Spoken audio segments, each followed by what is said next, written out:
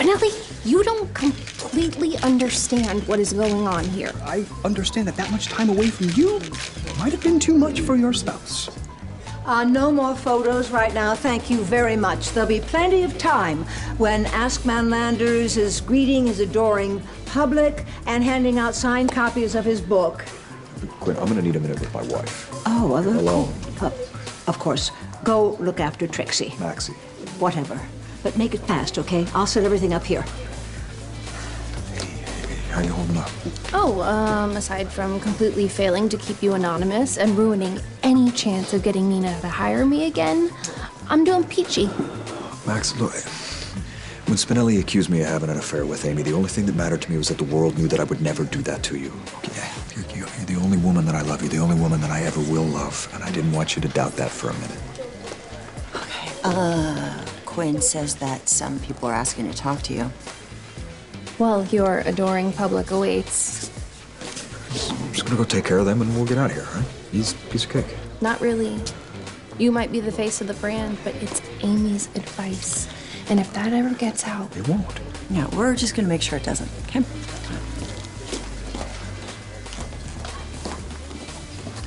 So, what are you guys doing here?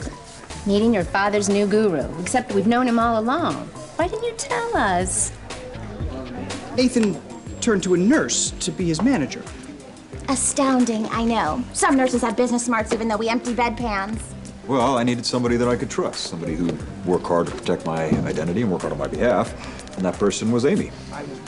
You are quite the team. I suppose that's why I got the wrong idea about your relationship. Again, my apologies. No harm, no foul. Oh, hey! By the way, what do you think of my, latest tonsorial effort? Tonsorial?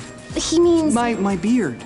See, Maxie doesn't like it, but I figured I'd ask Manlanders.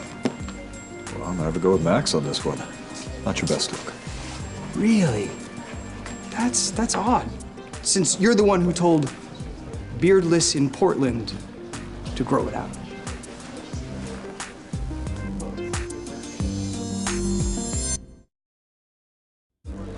We get so many letters. You can't possibly expect the man behind the blog to remember them all. So Beardless in Portland is you.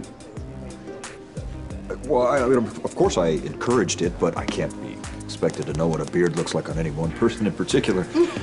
And I'd have to say, to hell with what anybody thinks. What's important is if it makes you happy. That's amazing. You see, I asked Amy what she thought of it, and she told me the same thing.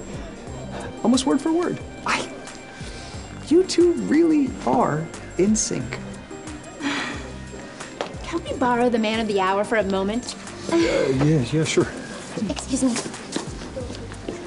Okay, look, I know this comes as a shock to both of you. You know, my first impulse was to deck you. After all, you're the one that almost got us arrested. I tell you, didn't do anything in the bushes. That's all on you. Oh, and he did get Valerie to look the other way. Andy did spice things up for us, so I guess I owe you one.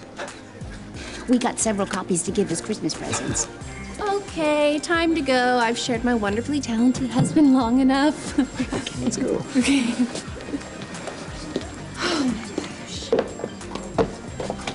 Spinelli knows, okay? He's asking tough questions, and this is not the time or the place to answer. Hey, you're not leaving yet. Crimson earned an exclusive, and I intend to collect, so let's go. I'm sorry.